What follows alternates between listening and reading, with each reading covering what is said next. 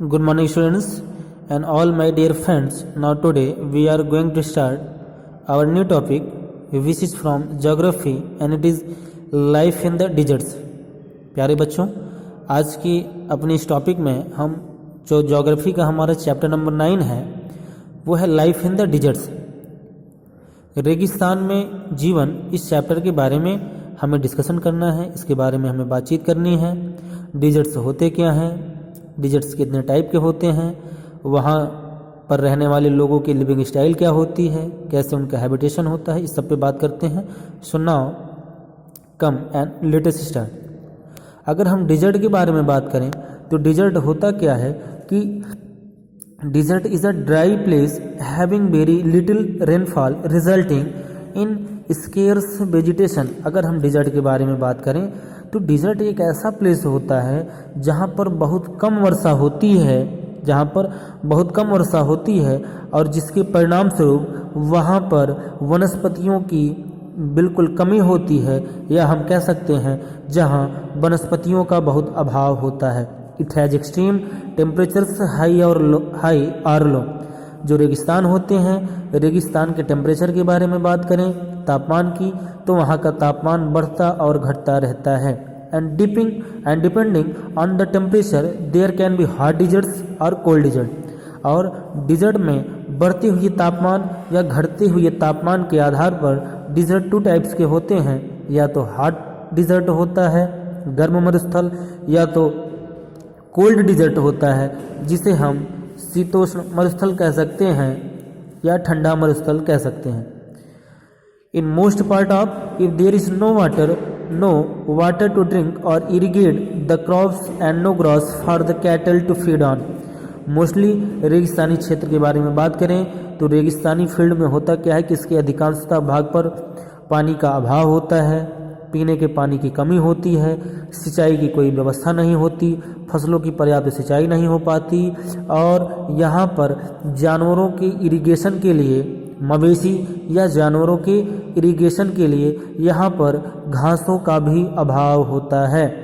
Desserts occupy about 1/7 part of the earth surface. और अगर पूरे अर्थ के सरफेस की बात करें तो पूरे अर्थ का लगभग 17% भाग डिजर्ट से आच्छादित है, या हम कह सकते हैं कि रेगिस्तान से 17% भाग आच्छादित है। हॉट और tropical deserts are found between 20 degree and 30 degree latitudes to the north and south of the equator within the tropics. अगर हम हॉट ट्रॉपिकल डिजर्ट के बारे में बात करें, जो गर्म मरुस्थल के बारे में बात करें, अगर इसके लोकेशन या स्थिति के बारे में बात करें तो 20 से लेकर के 30 डिग्री अक्षांशीय जो रेखा है, जो कि इक्वेटर या हम कहते हैं कि विषुवत रेखा, भूमध्य रेखा के 20 से लेकर के 30 डिग्री अक्षांश उत्तरी और 20 से लेकर के 30 डिग्री अक्षांश दक्षिणी, या कहते हैं कि north pole and south pole, इनके बीच में हॉट डिजर्ट या गर्म मरुस्थल पाया जाता है। फॉर एग्जाम्पल्स जैसे बात करें अफ्रीका का सहारा मरुस्थल, कालाहारी मरुस्थल, अफ्रीका के सहारा और कालाहारी मरुस्थल के बारे में बात करें तो ये विश्व के फेमस गर्म मरुस्थल हैं, या कह दें कि वर्ल्ड के फेमस हॉट डिजर्ट हैं।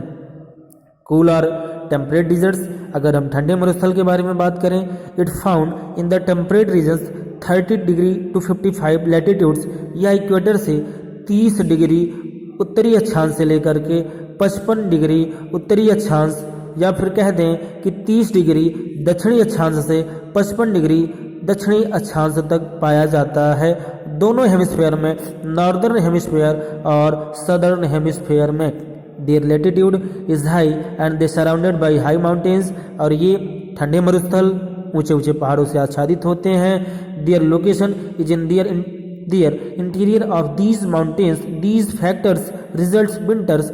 और ठंडे मरुस्थल या कहते हैं कि ऊंचे ऊंचे पहाड़ों से आच्छादित होने के कारण यहाँ पर अधिक ठंडी पड़ती है, यहाँ पर बारिश होती है, रेनफॉल बरसात होती रहती है। अगर इसके एग्जाम्पल के बारे में बात करें तो जैसे हमारे इंडिया में लद्दाख का desert and Mongolian and Gobi desert, Mongolia और गोबी डिजर्ट, ये दोनों हैं चाइना में। सो प्यारे बच्चों, आज हमने डिजर्ट के बारे में डिस्कशन किया।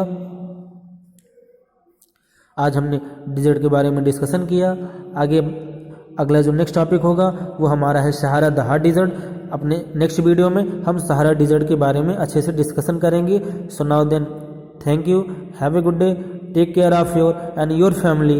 It is the pandemic situation of COVID-19, so kindly regular wash your hands, wear mask, make social distance and everything. Thank you, have a good day.